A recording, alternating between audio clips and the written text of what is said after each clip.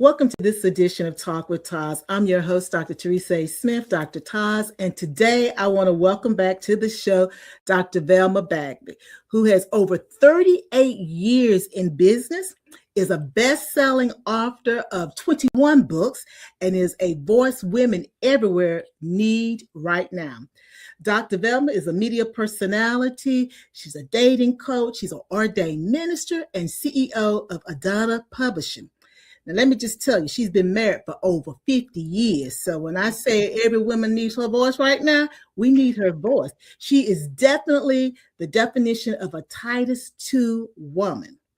And today she's here to help us find our voice and heal our heart and walk boldly into our purpose. Yeah. Dr. Velma, welcome back to the show.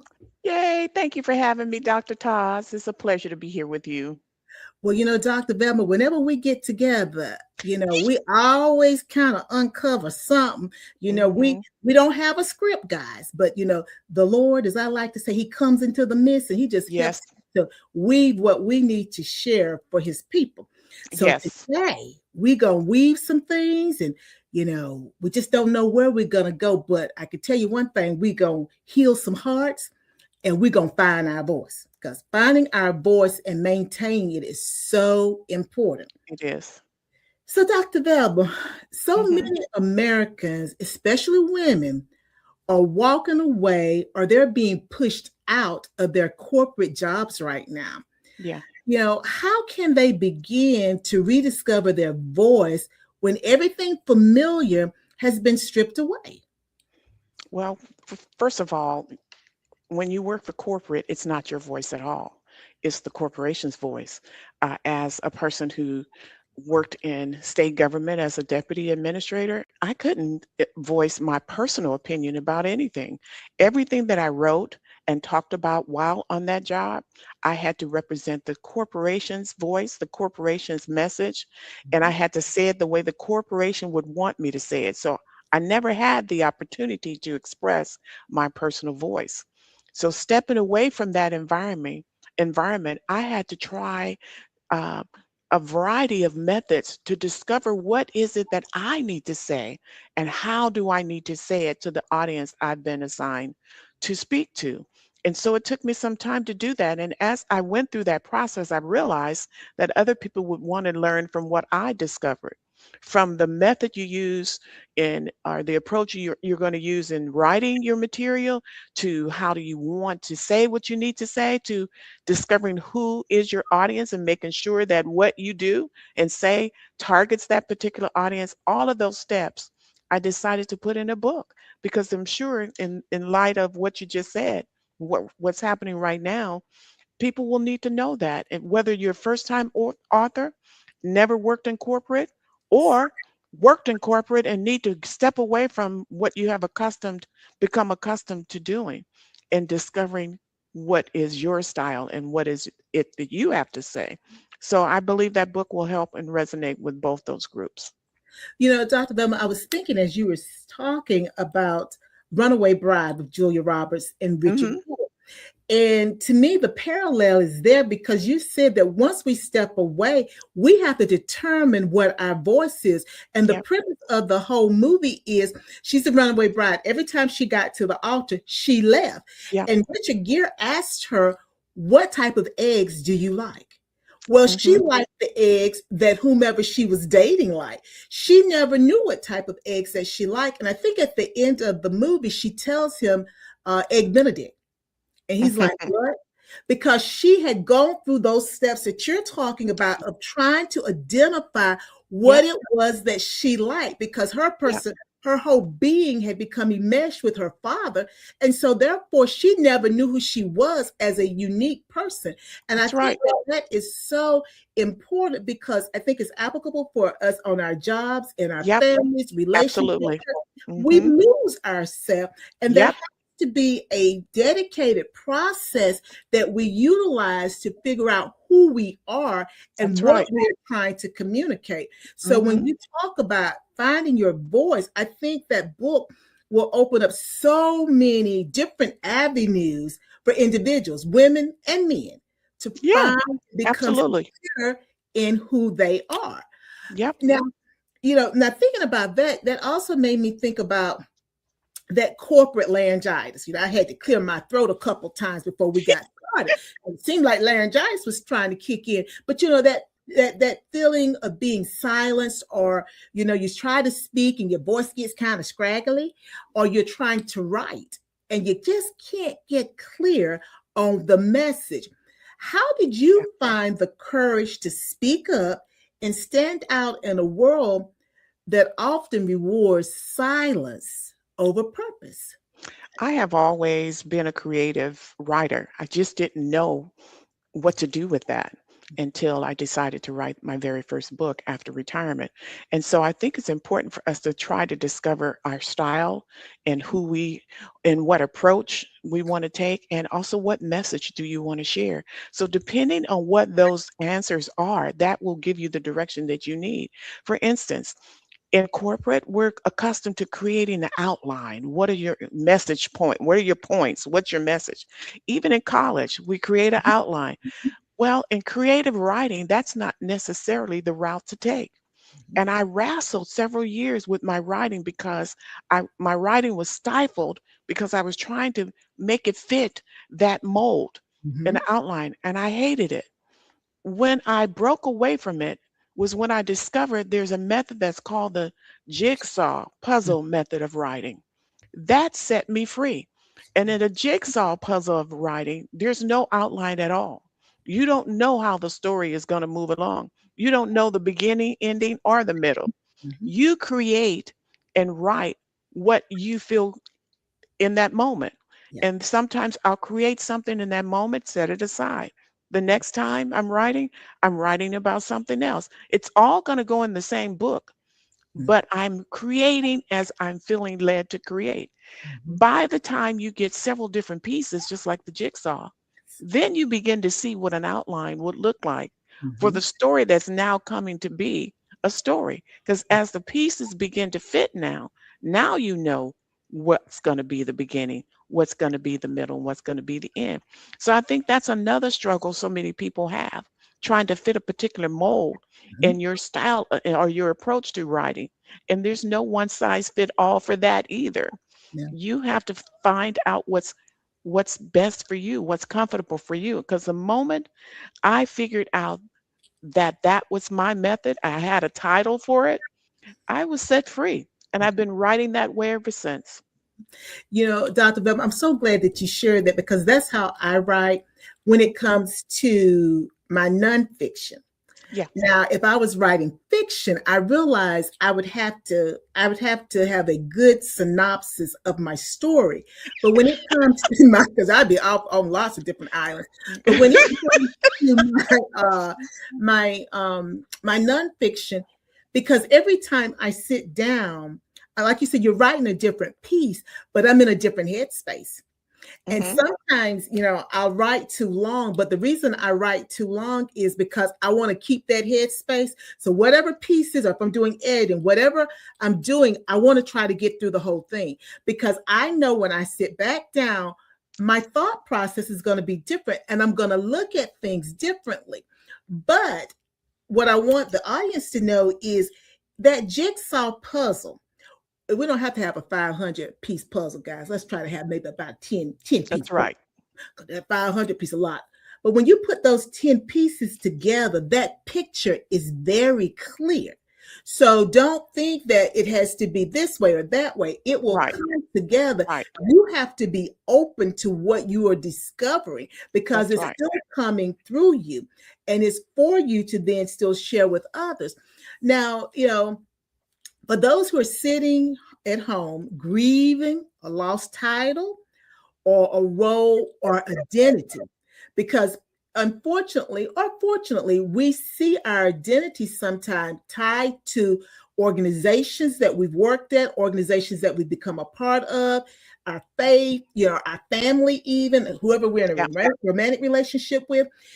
And so when that is no longer there, Yes. for those individuals, what's your advice for turning that exit, being a corporate exit or a personal exit, into an entrance into something more meaningful? You have to do the research. Sometimes we think, and a lot of times people will sit and reach out and ask a million questions when there's so many. I used the how-to books when I was going through all of this. I wanted to know, first of all, I left corporate. I had no idea what the literary world was about. There are rules to nonfiction, there's rules to fiction, Mhm. there's rules to a specific genre you want to write about. I said, okay, I'm supposed to write about dating, relationship, and marriage, but the romance genre was inundated with books, and it felt a little intimidated. And something that my marketing teacher told me at the time, and I hope this helps somebody: don't worry about how many books are out there already. You have a specific audience. And what she said to me is, your audience is waiting for you. They want to hear what you have to say, not what all the 50 million or 50,000 other writers had to say, but Mhm. it's your specific story, your specific assignment. And so, therefore, they're waiting for you, and no one can say it like you. And so, I want to make sure that that's clear.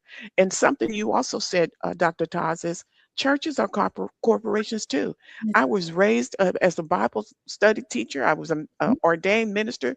We were taught to expound upon the word, not give your opinion. And there you go again.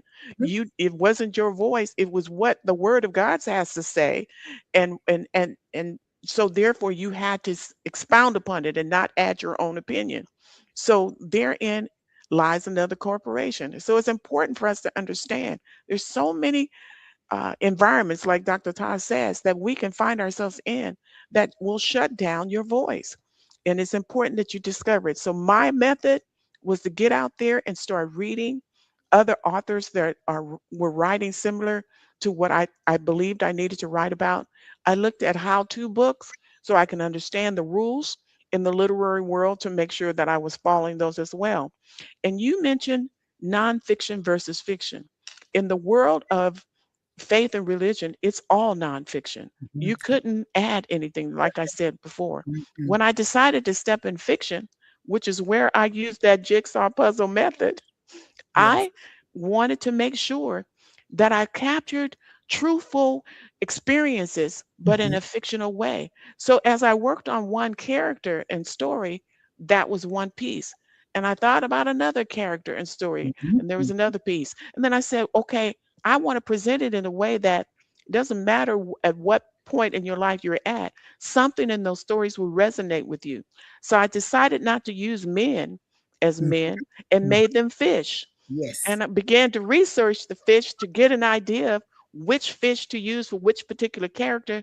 And boy, I had to call my expert, who's my brother, who's been fishing all his life. And I said, what's your favorite fish? And as he began to explain the personality of the fish, why he had to use a certain bait, why he had to lower the line a certain way, why he had to sit at a certain time of the day, I said, man, it was easy to match the fish with the right personality of that character I was developing. So it's important for you to just take your time. Don't get in a rush, but do your research and make sure you know and you're clear in terms of the direction you need to follow, because that's what helped me. I had to discover me, You. my approach, my style, the rules of the literary world, and then I was able to, okay, let me get started. That's Well, when I what I did. well, excuse me, Dr. Velma, let me to speak while you're still talking there. Mhm. I apologize. I was That's thinking okay. about you and your marketing instructor. Hmm. Now, you just told us you write fiction, you write nonfiction, Yep. but I know that you also wrote a song called No Holiday Without Mother. How did you get to a place? What was your process to be able to become, because now you're a songwriter too, what, because again it's about knowing your voice, no longer being silent or having Yeah. laryngitis. How did you get to a place where you were then able to become a songwriter? I've been writing songs all my life. My phone is full of them. I just didn't know what I was going to do with it or what was God's plan for it. And my brother, many members of my family sang in professional groups, gospel groups, and so, occasionally they would call me and say, "Can you write me some lyrics to this?" So it's not unusual for me to write lyrics, and sometimes melodies will come to me with words to the melody, and I'll just record it in my phone. I said, okay, here's another one. I'll know what to do with it later. Mhm. But I was sitting at my desk 2 weeks. It was about 2 weeks ago. That song was created in 2 days. I Wow. was sitting at my desk, and my family, our eldest sister went home to be with the Lord in September. Had another family member to pass away in October. My mother's birthday is Christmas Eve, and Christmas was always special in our household, despite the fact that we had very minimal means. Christmas made it appear as if there wasn't anything minimal about our lives at all, because that's what my mom did. She prepared for a whole year to Mhm. make sure it was special for us. So moving into this season was a little shaky for all of us. I was sitting at my desk working on something different at the time, and all of a sudden the melody came to me. Mhm. There's no holiday without mama. Those were the words. There's no holiday without mama. And I began just to hum it, just those words. Okay, well, what would I add to that? And I added a line, wrote it down. I said, okay, God, this is what you want me to say. No, sat there and wrote 3 verses. Mm. Then I reached out to my friend and said, can you do something with this? She said, I said, let me send you what I recorded in terms of the chorus. Sent it to her. And I said, she said, what voice do you want? I said, I want a voice like that's similar to mine. I said, find me a voice that's similar to Jennifer Holiday. Mhm. Her voice is similar to mine. I said, and then let me know. In less than 5 hours, she sent me 3 samples of the song, and I chose the one that was recorded and it was released the following day. I sent the link to my brothers and sisters, and everybody had the same emotional response. Thank you for doing this. This is really, it's emotional, but I'm grateful that you did it, because everything you say in the story, we Mhm. remember those memories. And Mhm. so it did what it was supposed to. And then after release, some of my other author friends reached out and said, I played it for my mother. I know Melissa told me she played it for her mother and she loved it. And somebody else whose mother was still living, they played it for her. Cyrus did, I think. Mhm. And same thing, same response. And somebody else whose mother was already gone to be with the Lord, she played it and she could resonate with the song. So it did what it was supposed to do. And it just came to me in that moment. But my phone is full of other songs. So we'll see what I'm supposed to do with them all. Well, the audience is going to be in for a treat because the song is very powerful. I immediately thought about Mother's Day. It's a song of Yeah. comfort, it's a song of celebration. I Yes, it thought is. about Women History Month, Hmm. because we're celebrating each other. So it is such a powerful, powerful piece that you have written and released. And you just made the statement about how you guys may not have had everything financially, but your mother made sure that you were emotionally rich. Absolutely. We're a happy family. And that's so important, Hmm. especially now because many are struggling economically. Yeah. uh, how do we redefine what wealth and maybe identity is beyond what's in our bank accounts? I was with a group of women recently, and we were talking about what does that mean? And so I'm gonna pose the question to you because you talked about how your mother prepared all year Yes, she for did. Christmas, and but she was emotionally rich all throughout the year. Then she demonstrated it from that economic perspective for the kids at Christmas time. So for someone who may be struggling to meet all of the economical needs, particularly at milestones for children, it may be birthdays. How would you help them to redefine wealth and identity beyond what's in our bank accounts? One of the things that we always talk about, my siblings and I, is the fact that when we stepped away from the house is when we saw the real world. Sad, hurtful, opinionated. Mhm. all of that. I didn't know I was a latchkey kid until I saw it on TV. I didn't know that my family was poor, that designation, until in sixth grade. That's what they said we were. You were raised by a single mom. She's raising 7 kids. We ran an organized house. You didn't know my mother had 7 kids because every one of us had an assignment in the house, which meant our house was always together and always in order. And so we were happy. It was when we stepped away from our environment that we recognized that everybody didn't feel that way about us. We thought we were okay. We thought we were fine. Money was not what a child would worry about, but the world kept reminding us. And so that was the reason I wrote another book that's called Hold Your Head Up, Princess, because my mother told me to always hold your head up unless you have something to be ashamed of. Yes, in there. And that was the first time in sixth grade I realized the world didn't agree with my mama. Mhm. They wanted to call me something else. They wanted to make a difference. And it was then that that little girl helped to prepare me to become the adult I am today. That said, even though you feel this way, let me demonstrate to you who you really should get to know. I didn't get angry. I didn't retaliate. I didn't want to fight. I just simply, in sixth grade, okay, I'll just get straight A's to show you who I really am. I may be poor and I may be raised by a mother of 7, but I'm a smart young girl, and therefore I'm going to prove it and establish the record that showed throughout high school straight A student. And so that's what I began to do every step of the way. Again, in high school, another situation hit.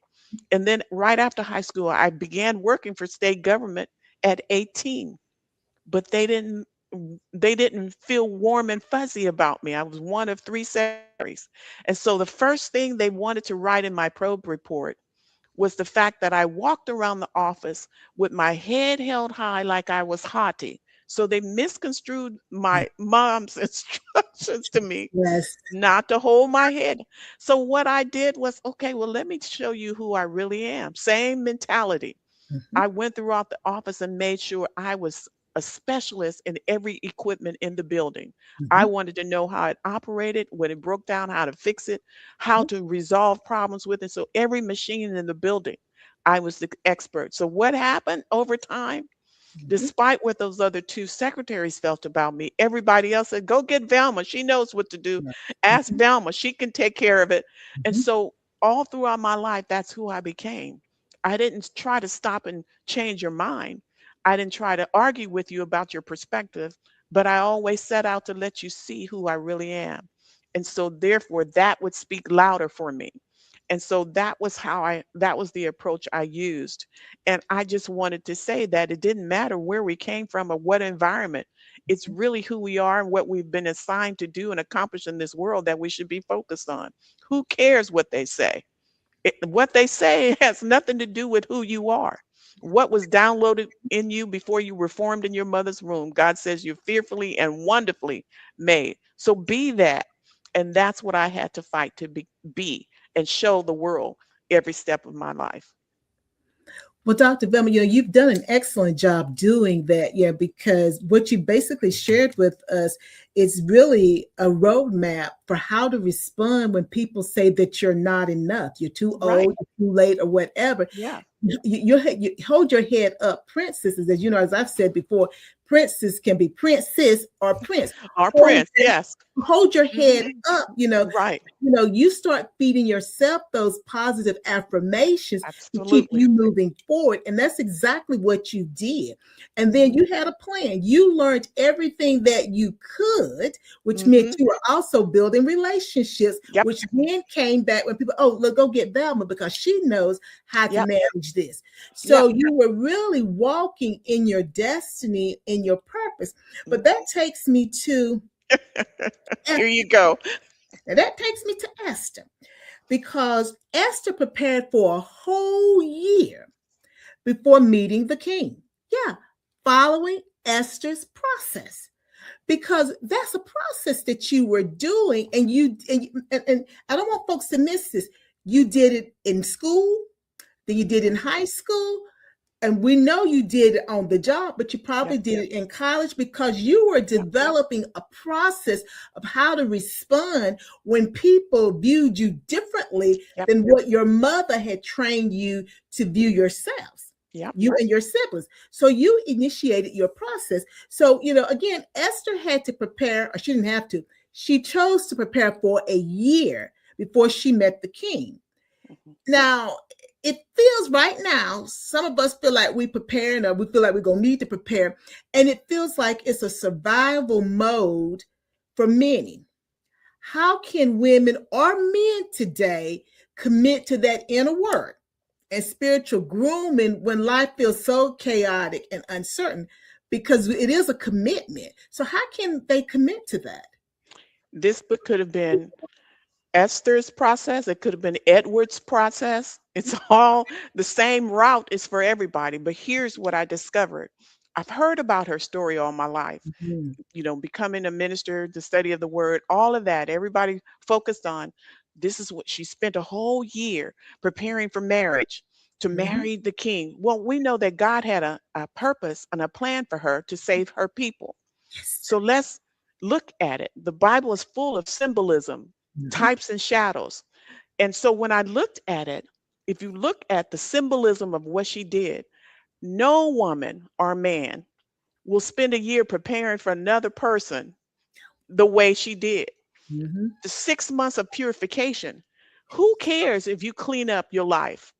Another person is not going to care, but the Mhm. one who does care is the true king. Yes. So we can say she was preparing for a king, but she Mhm. was really preparing for the king, because Mhm. the only one that's concerned that you get rid of your baggage, get rid of the old stuff, the things you're dragging around, like Paul said, lay aside every Mhm. weight and sin. The only one that really cares about that is God. And God. so in the journal, 15 days instead of the 6 months Mhm. of purification, getting rid of the junk, Yes. male or female. The second half of that, the other 30 days, for Esther, it was the other 6 months. She used it for pure first purification, and then she used it for the other process, restoration. I'm sorry. Restoration is a process where you then, now let me restore my relationship with the true king. Let Mhm. me fix what's been broken, because I had to get rid of all the stuff I did and Mhm. that cluttered and got in the way of it. So I said, if you prepare for the true king, Mhm. any king will want you, because now all the stuff that you did is valuable. You appear to be valued. You're truly that ruby. Now you're truly that king that you should be if you're male. That's the whole idea. It was a part it was symbolism. It was part of what we should be doing. Mhm. Because if you focus on pleasing God, you're going to please any man. If you're a man, if you focus on pleasing God, you're going to please any woman. So that really was the symbolism behind her story. Let's prepare for the real king. And when you do that, you can't help but glow. Mhm. Well, um, the ordained minister has spoken. The dating coach has spoken. I'm She's sorry it been came out. married 50 years. She has 50 plus years now. She has spoken. When you prepare for well, first of all, let me talk about what preparation is. I got to, I got to purify. Then I Hmm. got to restore. Now, when Right. I purify and restore for the true king, True king. the Hmm. true king, any king don't want me. And if Hmm. you are a king, any woman don't want you Right. because you are now made new and you Yep. made whole in His image. Now, Dr. Velma, I don't want them to miss it. I'm gonna see if I can weave it real quick. I can get long-winded here sometime.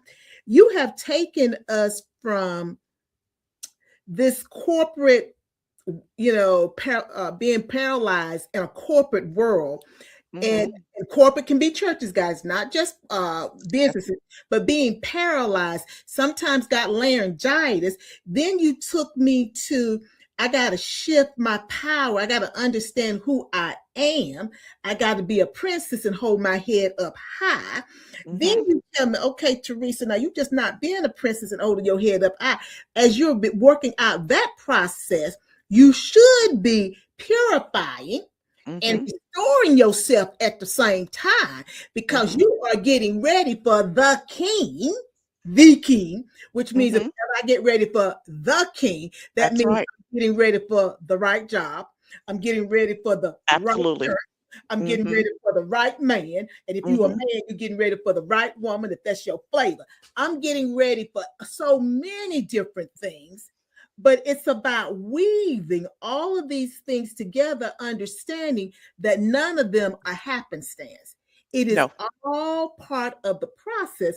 And that's what right. you've done for us is very uniquely, in a 21st century world, weaved all of the lessons Mm-hmm. together in a step-by-step process Yep. to really free us. Yep. That third P, purification, restoration, purpose. Purpose. Now Yeah. you know. Now you know. Mm-hmm. Purification, restoration, and And purpose. purpose. Mm-hmm. So, Dr. Velma,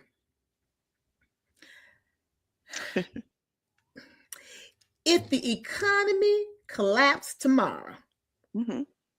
and everything was stripped away, the titles, the platforms, the applause, what would still make Dr. Velma proud to look in the mirror each day? Knowing that I accomplished everything I believe God set on my heart to do. I fulfilled my purpose. I completed my assignment. I did all that He had given me to do. I didn't waste the time. I didn't waste my voice. I didn't waste it. I made sure that the audience I was assigned to heard from me, and I spoke the truth. Dr. Velma, you know you're welcome back anytime. I love you Anytime. too. Don't waste your voice. Don't waste your time. That's right. Make sure the audience that you're supposed to connect to, that you're supposed to support, you're doing that. Yes. Dr. Velma has laid out the process for all of us. She's laid it out. So now the audience wants to know, how can they stay in touch with you, Dr. Velma? Because they may have a couple of questions along the way. Oh, of course, because coming in January, I will be walking through the 30 days. Every Saturday, we'll be talking about each day, each Saturday in the year until we're done with all 30. So make sure that you tune in to Dr. Velma Talks. That's my podcast. You can go to YouTube and subscribe, and therefore you'll get a notification when it's preparing to air. You can subscribe to my website.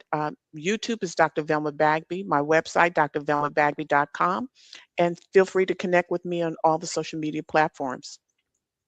But Dr. Velma, again, thank Dr. Velma Bagby, even though it's Dr. Velma Mhm. speaking, but Dr. Velma Bagby, thank you so very much for coming today and helping to bless us, helping to open our eyes and understanding exactly what Esther was doing when she was in preparation Yep. to beat the king, and that Mm-hmm. she was in preparation for the king.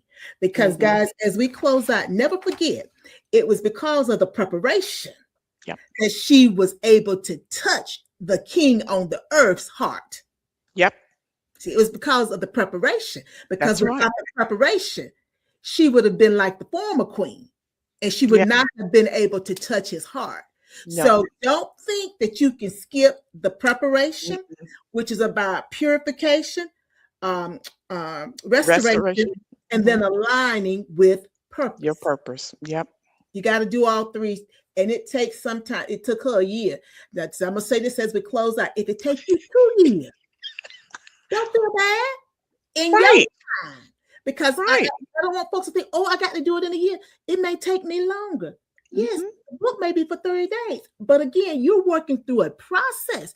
And never That's forget, it. go back and listen. Dr. Velma talked about her process when she was in school, when she was in high school, when she Mm-hmm. was probably in college, and she talked about it when she was on the job. And Yep. she only mentioned one job that she was taught, which she did that. She learned the process, and Yep. that process kept propelling her up the business corporate Yeah. ladder. That's And right. you can have the same success or similar success, but you got to work your process. Yep. Dr. Velma, thank you for giving us the Oh, process. And to my audience, until next time, before you go taking care of someone else, make sure you take care of yourself first. And there's a process out there. Dr. Velma gave us mhm. one. Bye now.